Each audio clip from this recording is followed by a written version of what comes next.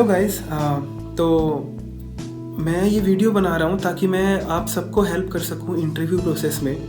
तो मुझे कुछ ही टाइम में नियरली एक हफ़्ते में 10 या 11 लोगों ने पिंग किया है कि मैं इसके लिए प्रिपरेशन कैसे करूँ, मैं इस कंपनी के लिए प्रिपरेशन कैसे करूँ, प्लेसमेंट टाइम आने वाला है, मुझे कब पढ़ना चाहिए, मुझे किस सोर्स से पढ़ना चाहिए, मुझे कितना पढ़ना चाहिए, मुझे ये वाला टॉपिक में बहुत ज़्यादा दिक्कत आती है, वो वाली कंपनी ज़्यादातर क्या पूछती है।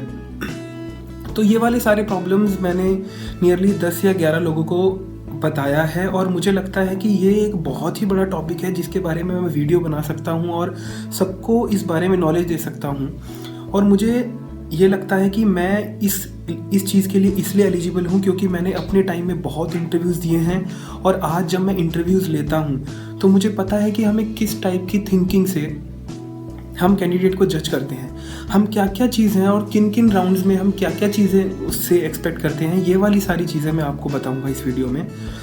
तो मैं आपको बता दूं कि क्या क्या प्रोसीजर रहता है जैसे कि कोई कंपनी आपके कैंपस में आती है। तो अगर कोई भी कंपनी आपके कैंपस में आ रही है तो वो एक डिफाइंड सेट के साथ आती है कि मुझे यार इतने बच्चे लेने हैं और मुझे इस टाइप के बच्चे लेने हैं और मेरे पास जो वैकेंसीज़ हैं वो इस टाइप की हैं।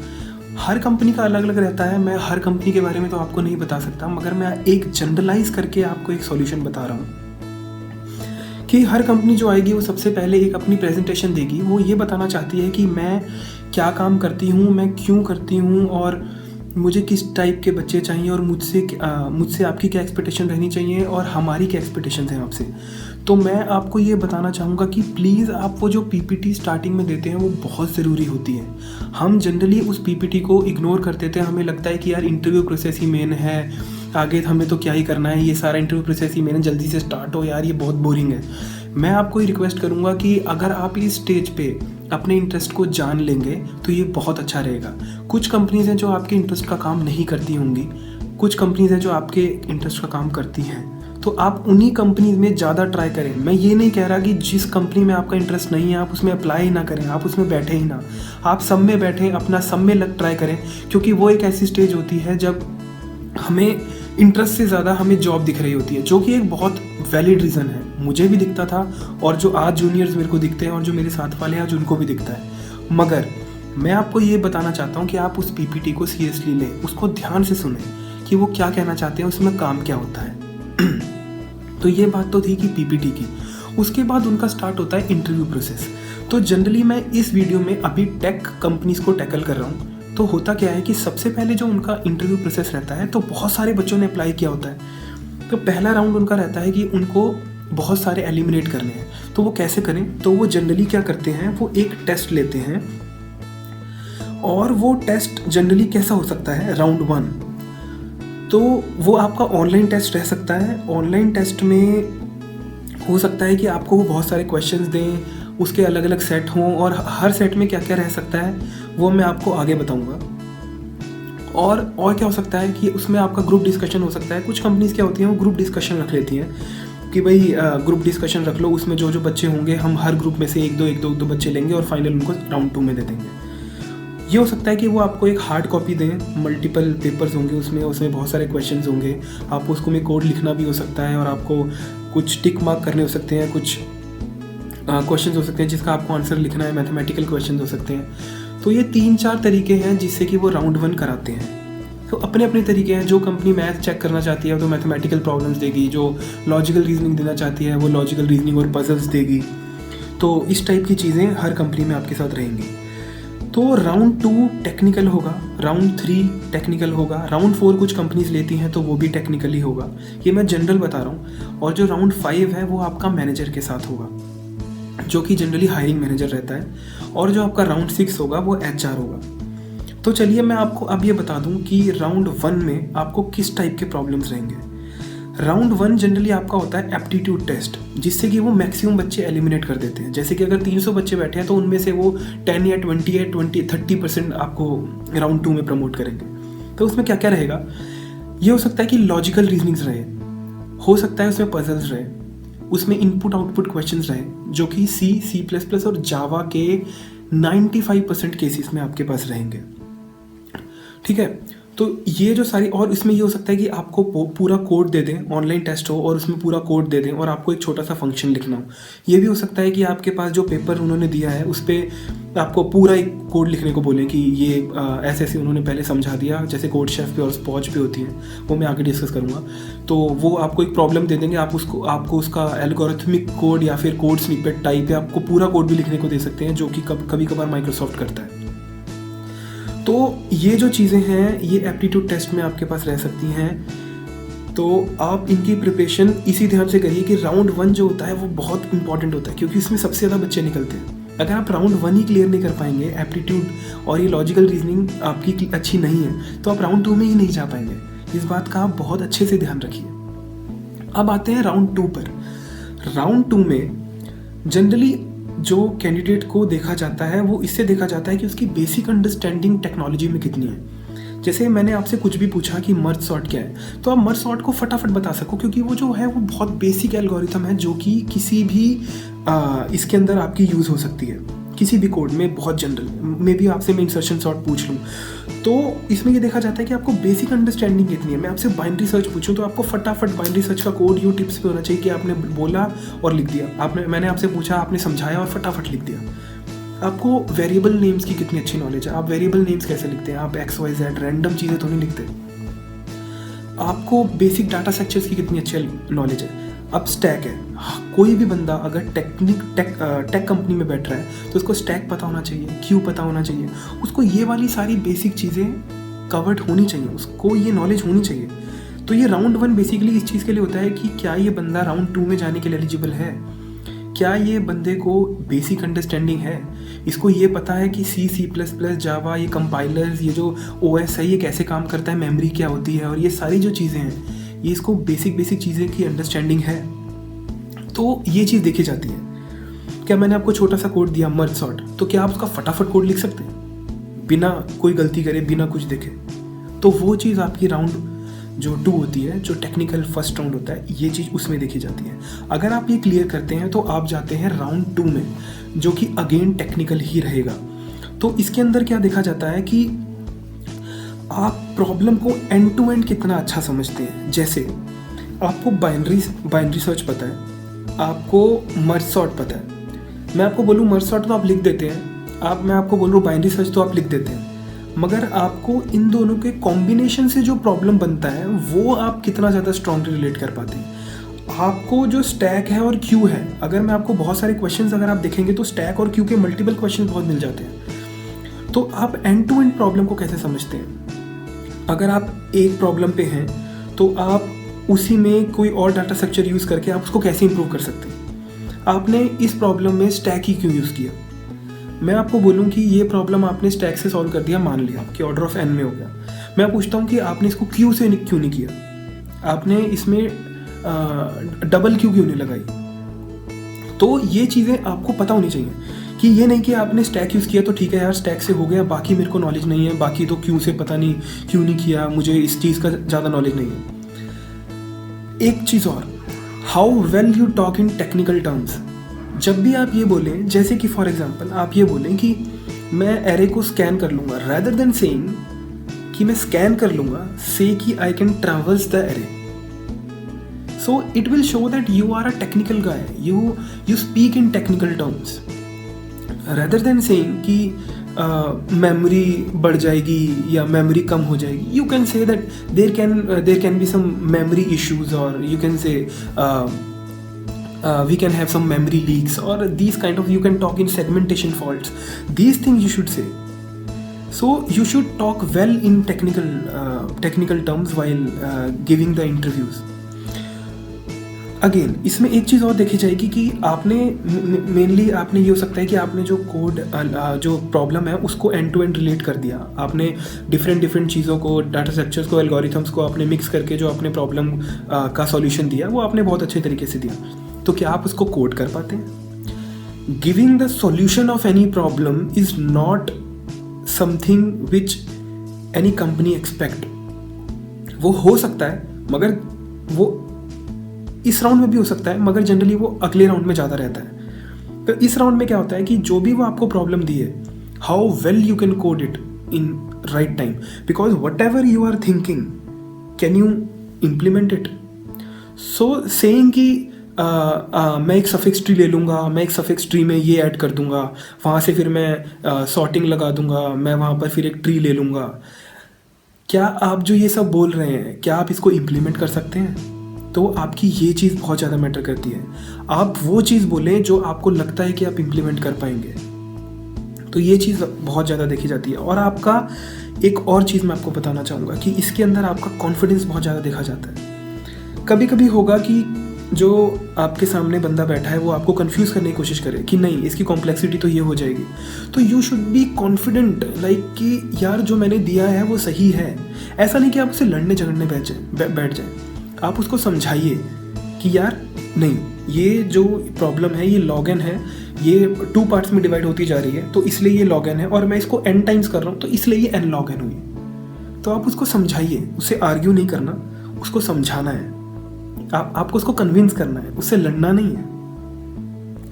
मुझे लगता है कि आप मेरा पॉइंट समझ पा रहे होंगे। एक और चीज़, मैंने आपको प्रॉब्लम दी कि भाई एक स्टैक इंप्लीमेंट कर दो, तो ये प्रॉब्लम सुनते ही आप पेपर पे लग गए। ये एक बहुत बड़ा नेगेटिव पॉइंट है। जब भी मैं आपको कोई प्रॉब्लम दूं तो आपको उसको पहले अंडरस्टैंड करना है। अगेन एक बात का ध्यान रखिए, एंड टू एंड प्रॉब्लम आपको समझनी है। मैंने आपको बोला स्टैक इंप्लीमेंट करना है, आपके बहुत सारे क्वेश्चन हो सकते थे। पहला, कौन सी लैंग्वेज में इंप्लीमेंट करूँ? लैंग्वेज वैसे मैटर नहीं करती, मगर फिर भी आप एक क्वेश्चन के लिए आप पूछ सकते थे कि मेरे को दोनों आती है, मैं किस में करूँ? मे बी जो इंटरव्यूअर आपके सामने बैठा है वो जावा में कंफर्टेबल ना हो, तो वो आपको बोल देगा कि C++ में कर दो। दूसरा, कंस्ट्रेंट्स क्या क्या है जावा। अगर आप कोई प्रॉब्लम है, मे बी आप फैक्टोरियल निकाल रहे हैं, तो आप उससे पूछ सकते हैं कि यार मैक्सिमम लिमिट क्या है। अगर वो आपको बोलता है कि एरे में नंबर्स हैं, कि मैं आपको एरे देता हूँ, एरे में नंबर्स हैं, तो आप उससे क्या क्या पूछ सकते हैं कि एरे का साइज फिक्स्ड है, एरे में नेगेटिव नंबर्स हैं, एरे सॉर्टेड है, एरे का साइज मैं चेंज कर सकता हूँ, क्या मैं ये वाला डाटा स्ट्रक्चर यूज़ कर सकता हूँ। बहुत सारी चीज़ें जो आप पूछ सकते हैं। आप प्रॉब्लम सुनते ही उसके सॉल्यूशन पे जंप ना करें। ये चीज़ बहुत ज़्यादा देखी जाती है, क्योंकि जब भी आप कंपनी में आएंगे वो इस थिंकिंग से काम कर रहे होते हैं कि अगर आप उसके टीममेट की तरह काम कर रहे होंगे तो आप कैसे काम करेंगे। अगर उसने आपको कोई फीचर दे दिया तो आप डायरेक्टली उसकी इंप्लीमेंटेशन ना करें।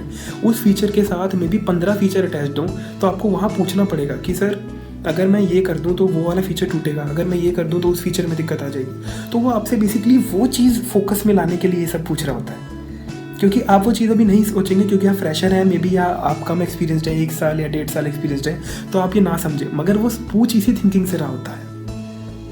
तो आप समझ गए होंगे कि ये जो चीज़ें एंड टू एंड वाली चीज़ वो क्यों देखना चाहते हैं, क्योंकि at the end you have to work with them, at the end you have to go in that company and sit with them and share and discuss all those problems. अगर आप directly problem पे jump करेंगे तो वो सही नहीं है। तो बात आती है अगले राउंड पे।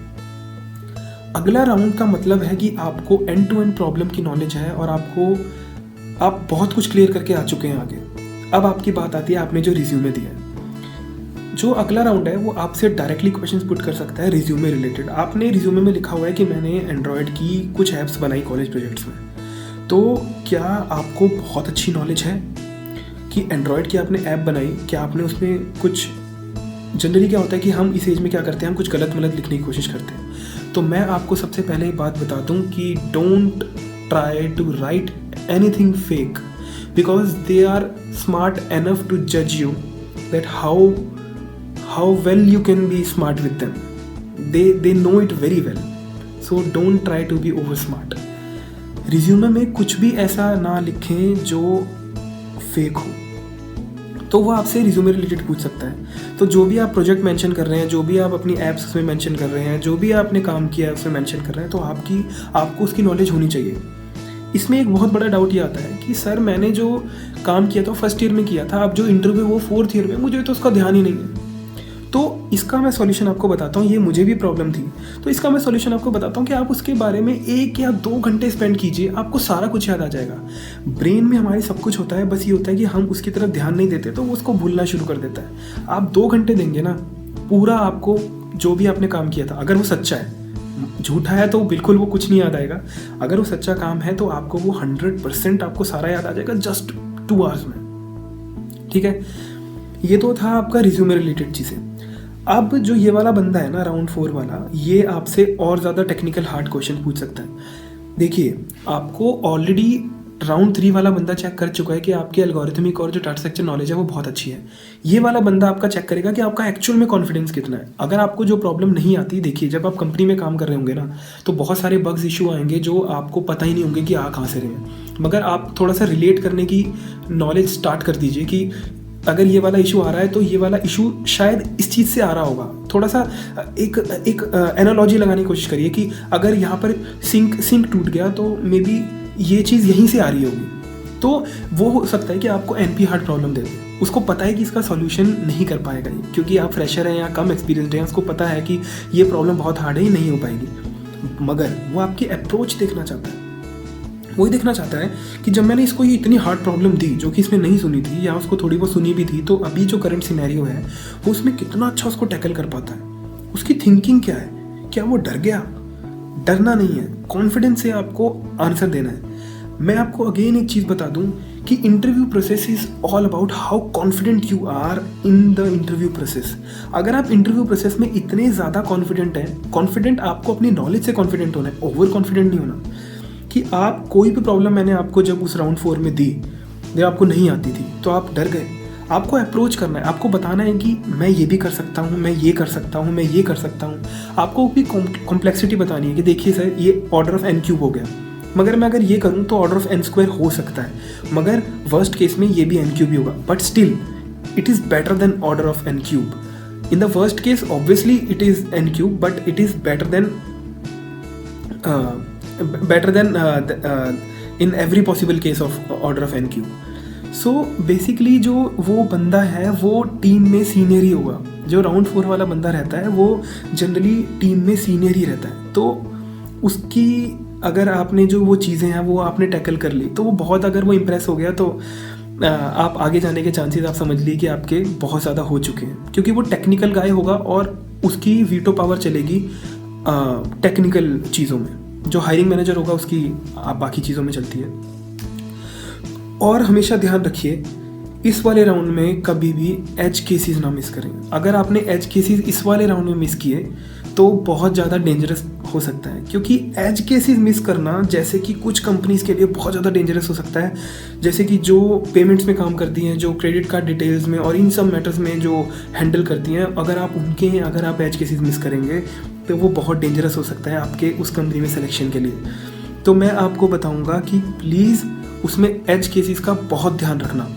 एज केसेस को आप हमेशा, आपने जब एक बार कोड लिख लिया तो उनको ये बोलने से पहले कि आई एम डन, उससे पहले आप ये देख लीजिए कि आपने सारे एज केसेस ले लिए।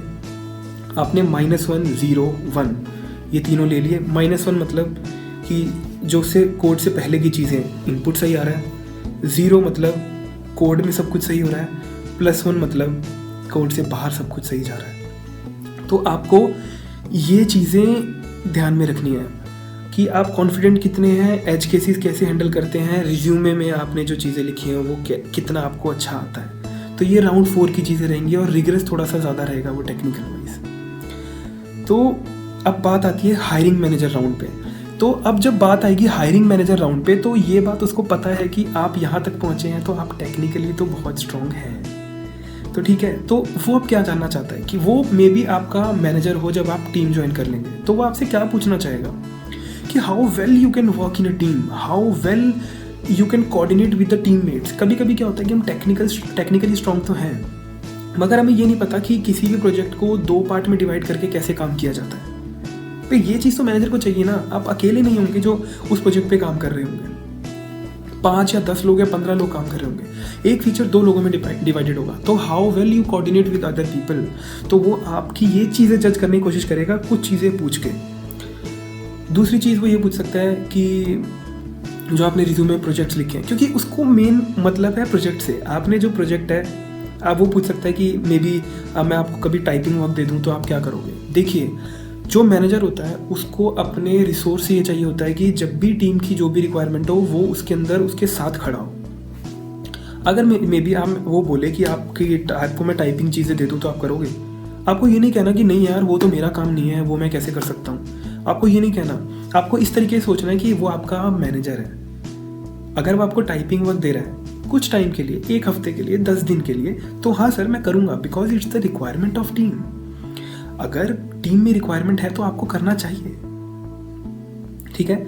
और एक बात और, वो जो मैनेजर है उसके पास बहुत ज़्यादा वीटो पावर रहती है। अगर टेक्निकल जो पर्सन है उन्होंने कह भी दिया कि ये बंदा अच्छा है, मगर अगर मैनेजर को लगता है कि वो बंदा ठीक नहीं है, तो आप ये समझ लीजिए कि शायद आपका उसमें सिलेक्शन रुक जाए, क्योंकि बहुत ज़्यादा पावर होती है हायरिंग मैनेजर के पास।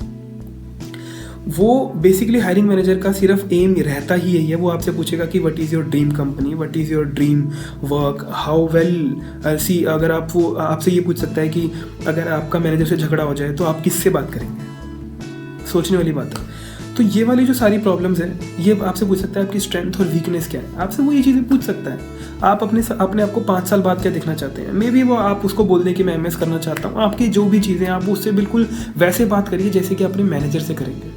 अगर आप ये सोच के ना वो वाला राउंड देंगे तो मैं पक्का आपको बता रहा हूँ कि अगर आपका वो 80% सही होना था ना, तो अब वो 95% तो सही होगा। तो ये मेरी टिप आप बहुत ध्यान रख लीजिए, ये मैंने यूज़ की है, ये मेरे को मेरे सीनियर्स ने, और जो मैंने कलेक्ट किया डाटा ये उससे है, और आपको ये सच्ची में हेल्प होगा, एक्चुअल में हेल्प होगा। अब बात आती है आखिरी राउंड की, HR राउंड की, जो कि हमें लगता है कि HR राउंड शायद इसलिए होता है क्योंकि फॉर्मेलिटी होती है। ऐसा नहीं है, मैंने खुद अपने कॉलेज टाइम में HR राउंड में लोगों को रिजेक्ट होते देखा है। तो HR राउंड में वो आपसे बेसिकली, आप ये सोचिए कि HR राउंड होता क्यों है। HR राउंड इसलिए होता है कि भाई आप टेक्निकली स्ट्रांग हो, मैनेजर हाँ कर रहा है, अब मेरे को क्या करना है। अब इससे ये चीज़ें पूछनी है कि भाई ये बंदा सब कुछ है, ये बंदा दिल्ली में रहता है, बेंगलोर शिफ्ट हो जाएगा, ये चीज़ें तो नहीं पता। आपको कंपनी के बारे में क्या क्या पता है। अगर आप HR हैं तो आप कंपनी को रिप्रेजेंट करते हैं, तो आप उसके दिमाग से सोचिए कि उसको क्या क्या नॉलेज होगी। HR को ये नॉलेज होगी कि कंपनी क्या काम करती है, कंपनी में क्या क्या प्रोडक्ट्स हैं, उसको इस बारे में नॉलेज होगी। उसको बहुत डीप नॉलेज नहीं होगी, उसको हमेशा ऊपर ऊपर से जो नॉलेज है वो होगी। वो आपसे पूछ सकता है कि मुझे कुछ प्रोडक्ट्स बताओ। आप कुछ भी सैमसंग में है तो आपसे पूछ सकता है कि सैमसंग की जो फ़ोन्स हैं उसमें कुछ ऐप्स के नाम बताओ। ये पूछ सकता है कि आपका कोई सीनियर था जो सैमसंग में था, कौन है। या वो आपसे कुछ भी पूछ सकता है, आपकी स्ट्रेंथ और वीकनेस भी आपसे वो ये सब पूछ सकता है। और अगर आप फ्रेशर नहीं हैं तो आपसे वो ये पूछ सकता है कि आपने जो प्रीवियस कंपनी थी वो आपने क्यों छोड़ी, आपका प्रीवियस कंपनी में आपका एक्सपीरियंस कैसा रहा।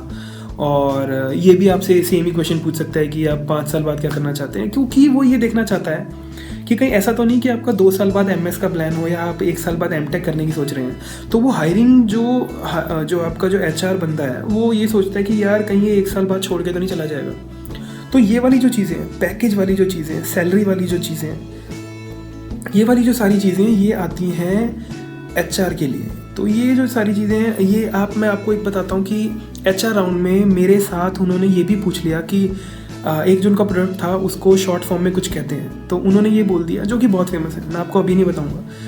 उन्होंने मेरे से ये बोल दिया कि इसकी फुल फॉर्म क्या है। तो एक्चुअली मुझे नहीं पता थी, तो वो मैं उस टाइम पे थोड़ा डर गया कि अब मैं क्या करूँ। तो मगर ठीक है, उस टाइम पे फ्रेशर था तो वो इतना चल गया, मगर आप एक्सपीरियंस्ड होंगे तो वो शायद इतना ना चले। तो ये जो सारी चीज़ें थी ये मैंने आपको बताई टिप्स पे। अगर आपको ये अच्छा लगे या अगर आपको इससे हेल्प हो सके तो मुझे बहुत अच्छा फील होगा।